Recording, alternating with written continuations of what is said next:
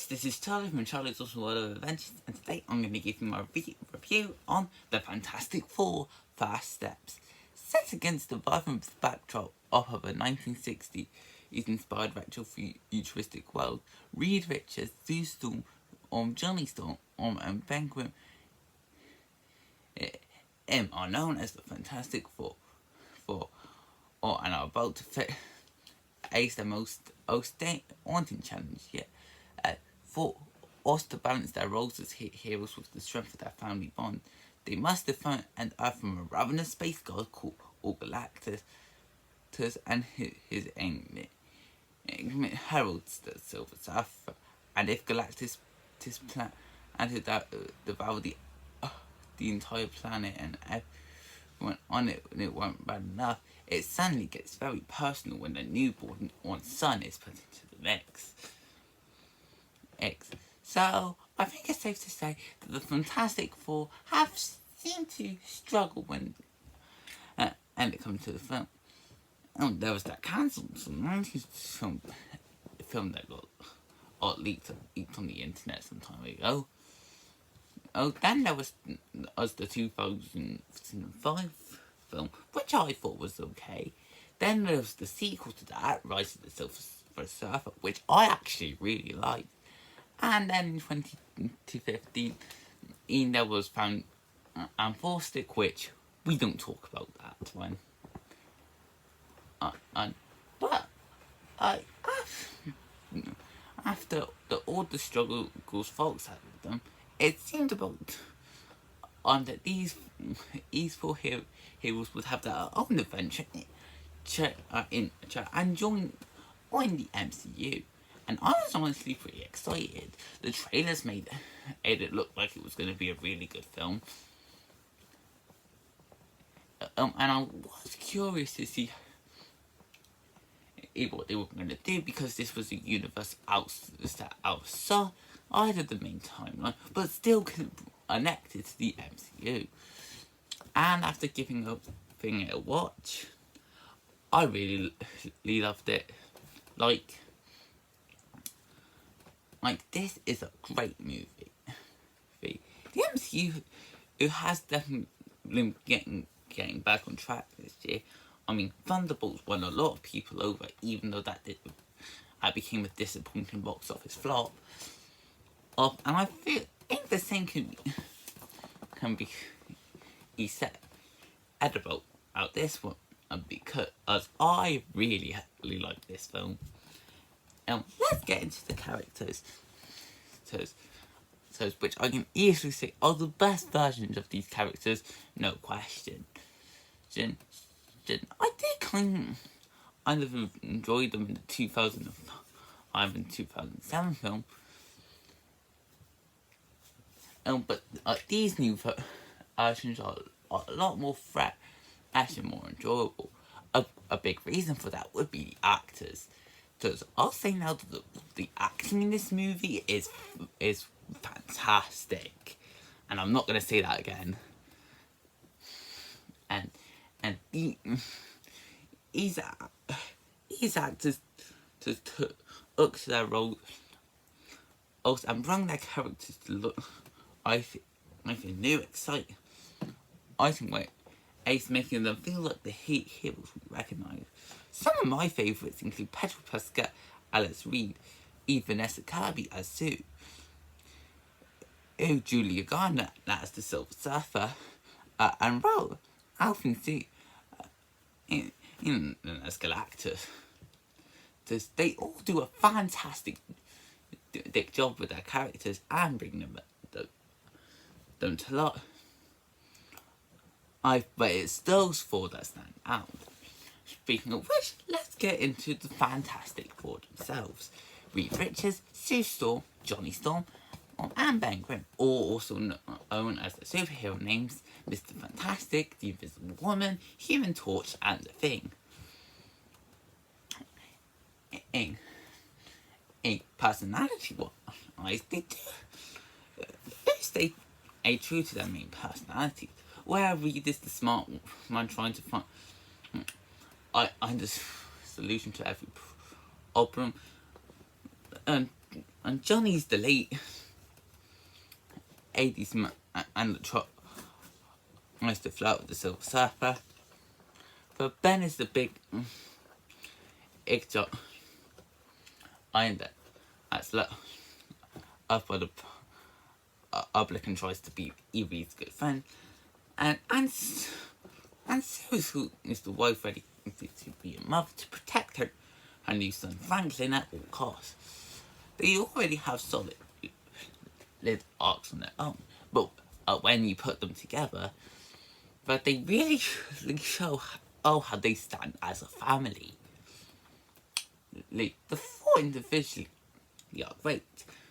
Like, maybe be some got more time to shine than others, and there are a couple like Ben Elaine needed a bit more screen time.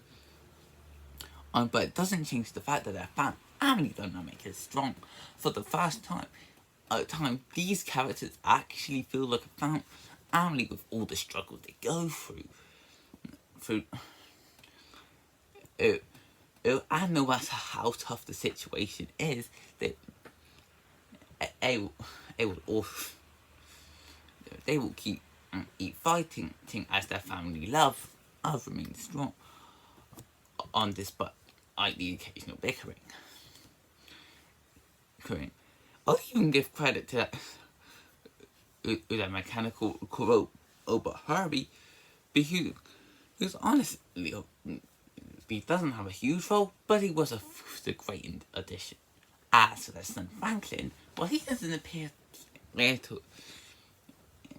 in the film. His role is very important to the feature.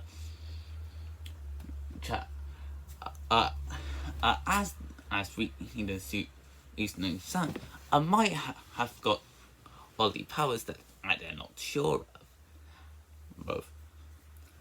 Moving on to the villain side, you first have the Silver Surfer, who I was honestly surprised by. Mainly because they decided either to make her female, and I barely saw any controversy about it. Maybe there were a few. It got a bit controversial, but I would have expected for something like this, where they changed the gender from a man and to a woman. Though it would be faced backlash. But even put that way, she is still an interesting character as it gets into a passionate and feature of why she's doing it. Not to mention that Julia Garner easily has the best performance of the film. Seriously, there are times where her performance can be so hypnotic. If the way she can put you in a trance, and then there is Galactus, as possibly the best thing to come from this feature. As much as I did like Rise of the Silver Surfer, I was disappointed that at the end Galactus just turned out to be a big cloud. However, in here I really like what they do with him, showing him as a big giant, bigger than the Earth itself, as well as a devourer that can destroy any planet with ease. And his motivations to get Franklin can make the battle against him a lot more personal for our hero. Next, there's the story. One thing I admire about this film is that it's the kind of story that gets better as it goes along.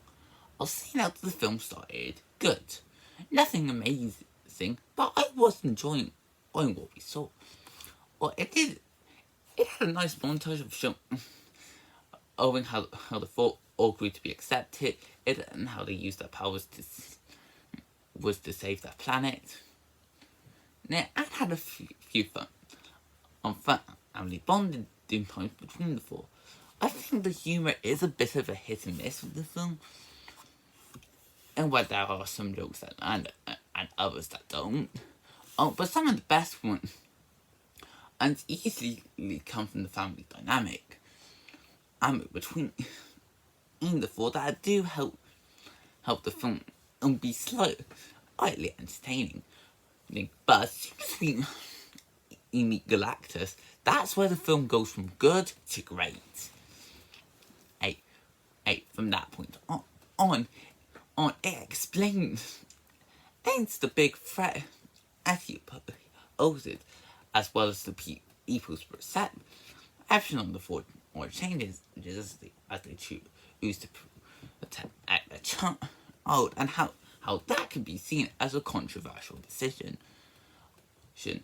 On top of that, the film keeps its family heart at focus, because showing these characters as the true family, where even if they'll have times where they'll fall out and won't get along, they do know that the only way to stop the big threats is coming together as a family to face them head on. Also, I really like the world building where they take this 1960s world and turn it into a retro future. That's something I think is pretty hard to accomplish in films, personally. So, as you have to mix elements from the past, as with future elements, and try to find a way to not or have one feel or play ace from the other. But the film does a job of that at showing the two time periods come together to make a realistic retro future that does make sense. And then there are the visuals, and this can be a crowning achievement of the film. I've seen many people call all this the best looking MCU film. And while at the moment I am hesitating to call it the best, I do agree that it is one of the best. This is especially the case with the special effects, X, and the Force powers. Whereas there are a lot of effects that are needed, from re-stretching abilities to using visibility and force field, also to jump on his fire. Yeah, it's not easy to mix all those elements together. But the film, I found a way to make them look very good and convincing. This is especially the case with the action scenes where they make them as intense and exciting as possible, or to help lead each viewer on the edge of the seat. And have them fully invested with what's going on. I also think the CG is handled really good. This is especially the case with characters that need it a lot, like the Silver Surfer, the Thing, and Galactus.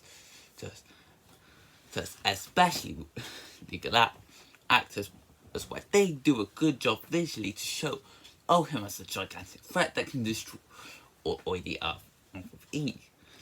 But going back into the world, remember when I said the world building was one of the best things of the film?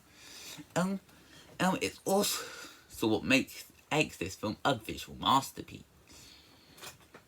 Is they do a job of and the bits from the past and future to create this realistic looking world, but also adding in enough of detail to make it seem colourful and more modern. And that's a thing I really like about the film: the use of colour. It's not trying to be the most colourful movie of the year, but it uses it as a way to brighten up the environment, to make the world look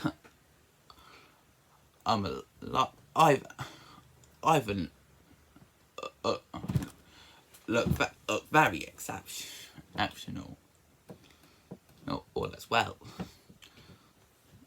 So overall, these four have struggled to find a good film. But they were able to come together in the MCU to create a film that, well, I don't think there's a better word to describe it other than fantastic. The Fantastic Four for us that has bring into the four or into the MCU in the best way possible. Or it does have a bit of a slow start and mix and a bit of hit and miss humour.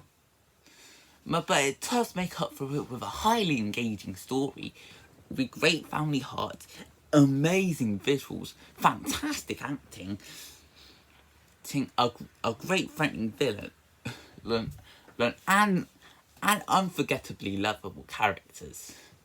Because I can imagine huge Fantastic Four or a Marvel film and having an absolute blast with this. But for non-fans, I say this is a must-watch. It's not like some of the other MCU films where you have to watch multiple films to understand it. You can just go in with no experience with some of the modern events in the MCU, and still enjoy it for what it is.